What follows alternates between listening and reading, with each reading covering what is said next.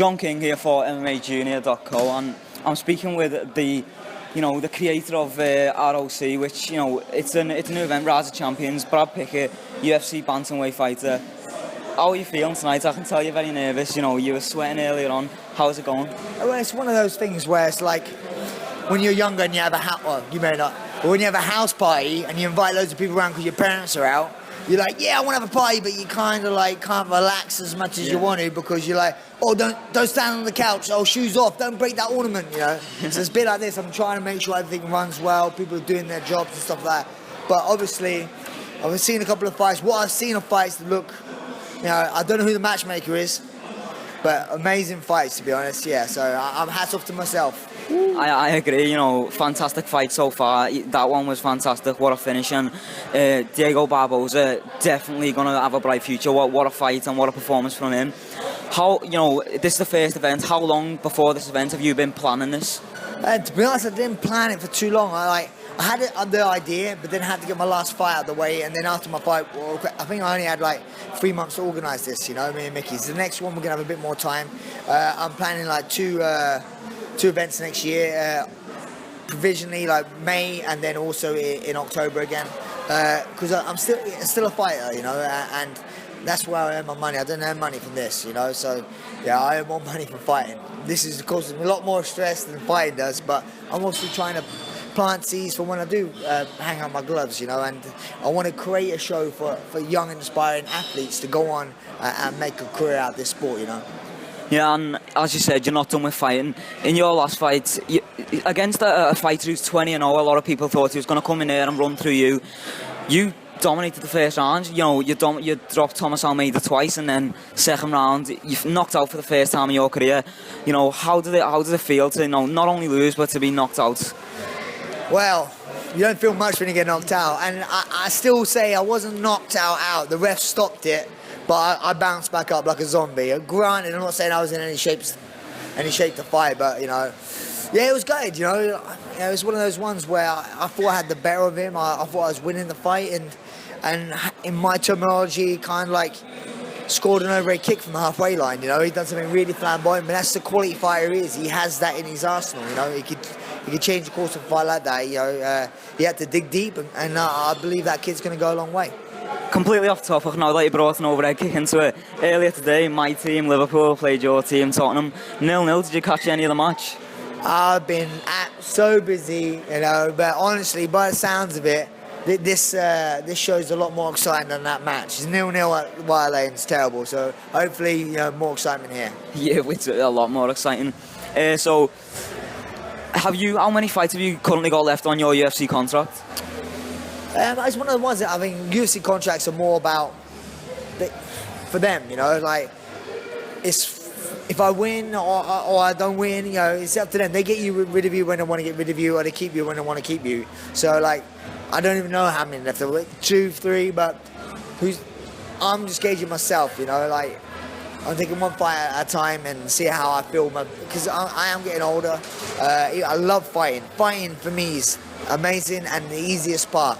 There's training, the 8 weeks training camps are quite hard on my body at my age and stuff, but I still want to do it. And as long as I can compete at that level, I'm going to still try and compete at that level, If I feel like I can't compete, nice one. But if I feel like I can't compete at that level, I hang on my gloves, but I want to stay there as long as I can.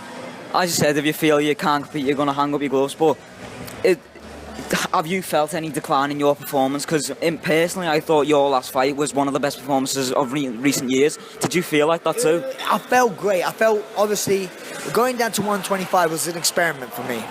It didn't work for me. I didn't feel great down there. And when I come back up to 135, I felt great. I felt great within that fight.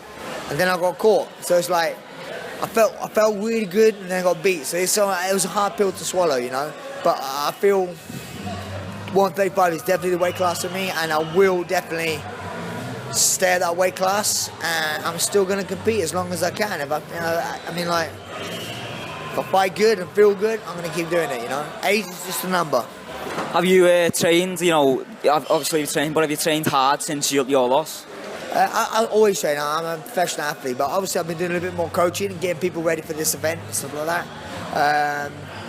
After this event, I'm going to start picking up my training again. I'm going to start getting myself in great shape, and now I'm going to go out to American Top Team in January, and I'm looking to fight on February on the O2 card in London. So a lot of after fighters get knocked out, the chin just goes completely. You must be aware of that. Is that something you're worried about, or Not all right. I got dropped. I didn't get knocked out. If I was out stiff for ages, maybe, but I got dropped, and that was it. Guys, thanks.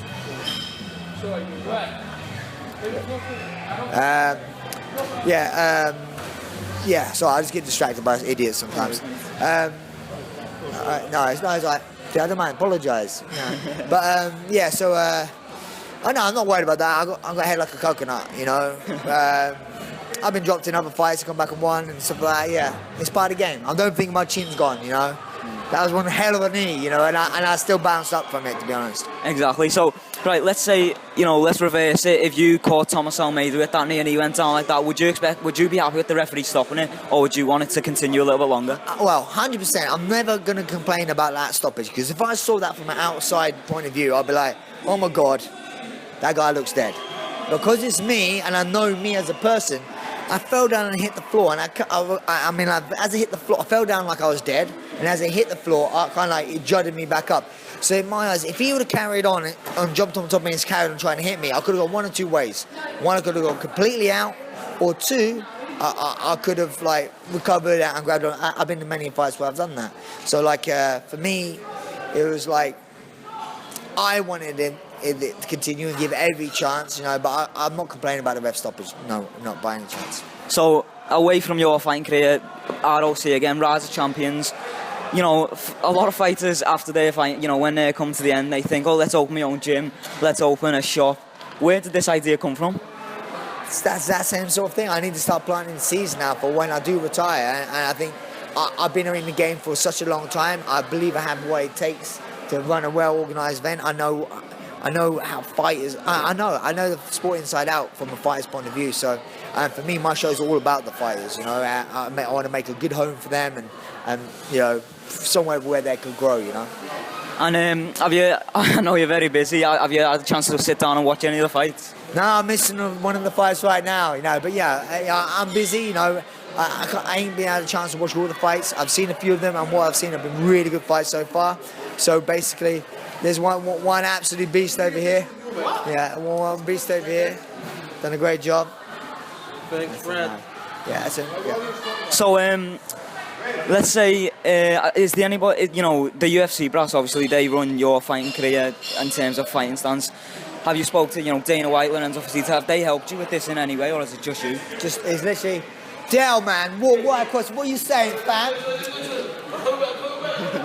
So no, not at all. This is my spin on how I think an event should run. Think you could do him? Easy. So, finally, you said you'd like to be back in the O2. Anybody in mind, or is it just whoever that you get? Someone who's going to stand a little bit with me. I'm not saying I did last guy didn't, but I like a boxer, kind of like someone who's stand and box with me a little bit.